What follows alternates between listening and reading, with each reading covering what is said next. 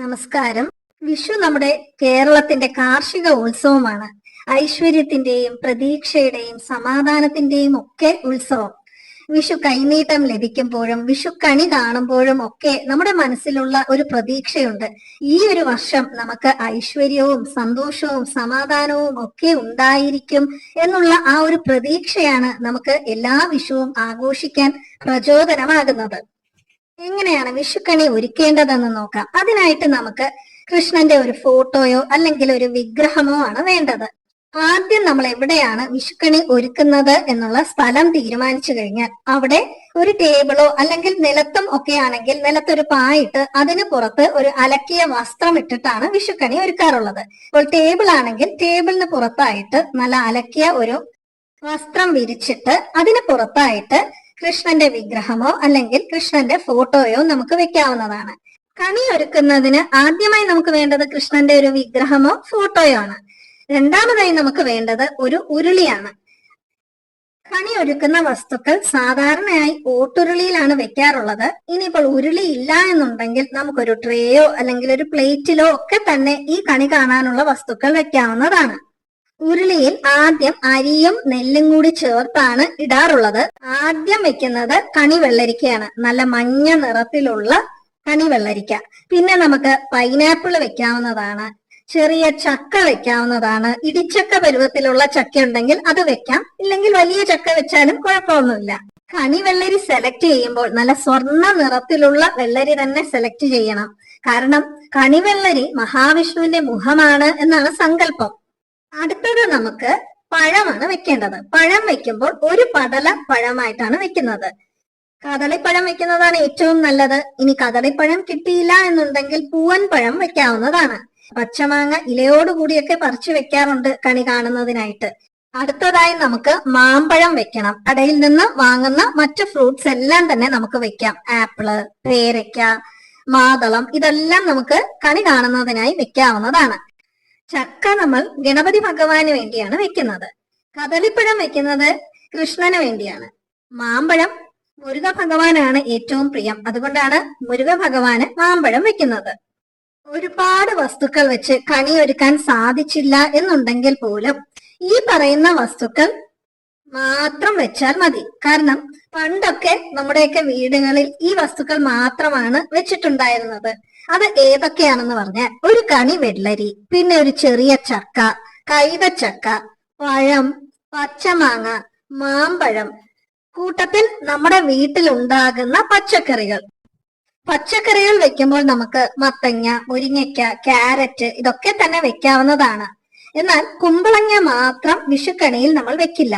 കാരണം കുമ്പളങ്ങ ശ്രാദ്ധത്തിന് ഉപയോഗിക്കുന്നതായതുകൊണ്ടാണ് വിഷുക്കണിയിൽ നമ്മൾ അത് അവോയ്ഡ് ചെയ്യുന്നത്.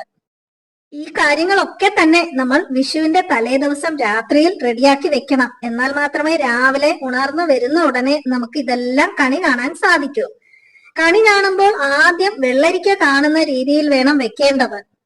അടുത്തതായിട്ട് ഒരു തേങ്ങ പൊട്ടിച്ച് രണ്ട് മുറിയിലും കുറച്ച് ചില്ലറ പൈസ, അതായത് കോയിൻസ് ഇട്ട് വെക്കാവുന്നതാണ്. തേങ്ങ പലയിടങ്ങളിലും പല രീതിയിലാണ് വെക്കാറുള്ളത്. ചിലയിടങ്ങളിൽ ഒരു തേങ്ങ മുഴുവനായിട്ട് വെക്കാറുണ്ട്. എന്നാൽ ചിലയിടങ്ങളിൽ ഞാനിപ്പോൾ പറഞ്ഞതുപോലെ രണ്ട് മുറിയാക്കി അതിൽ കോയിൻസ് ഇട്ട് വെക്കും.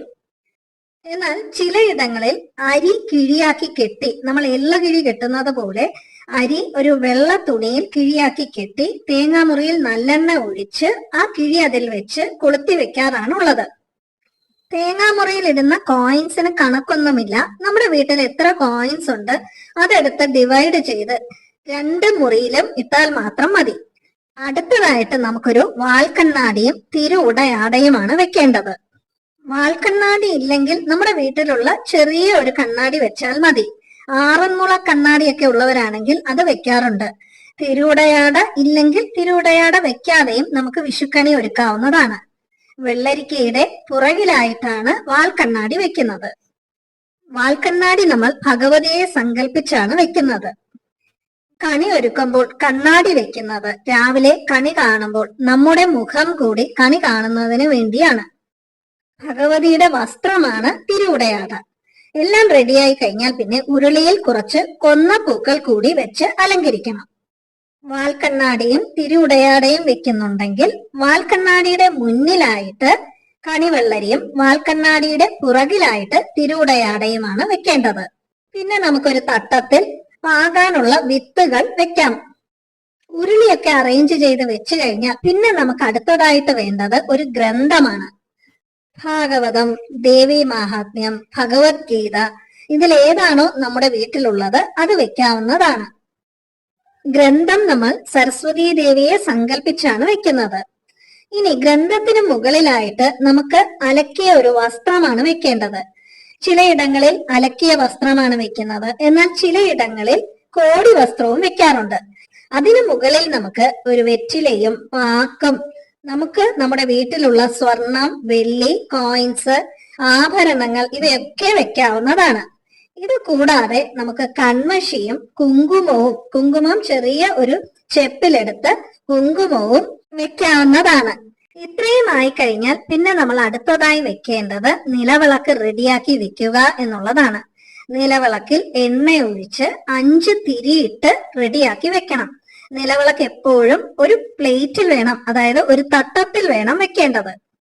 വിഷുക്കണി ഒരുക്കുന്നതിന് നമുക്ക് പ്രത്യേകം വേറെ നിലവിളക്കിന്റെ ആവശ്യമൊന്നുമില്ല. എല്ലാ ദിവസവും നമ്മുടെ വീട്ടിൽ കൊളുത്തുന്ന നിലവിളക്ക് മതി. പിന്നെ നമ്മൾ വെക്കുന്നത് കിണ്ടിയിൽ വെള്ളമാണ്.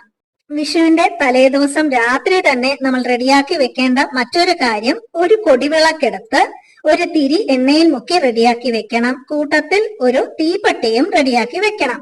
കിണ്ടിയിൽ നമ്മൾ ഒരു വെളുത്ത പുഷ്പം എന്തിനാണ് ഇടുന്നതെന്ന് പറഞ്ഞാൽ, രാവിലെ ഉണർന്നു വരുന്നുടനെ ആ പുഷ്പം എടുത്ത് നമ്മുടെ കണ്ണിൽ വെച്ചതിന് ശേഷമാണ് തീപ്പെട്ടി എടുത്ത് ആ കൊടിവിളക്ക് കൊളുത്തേണ്ടത്.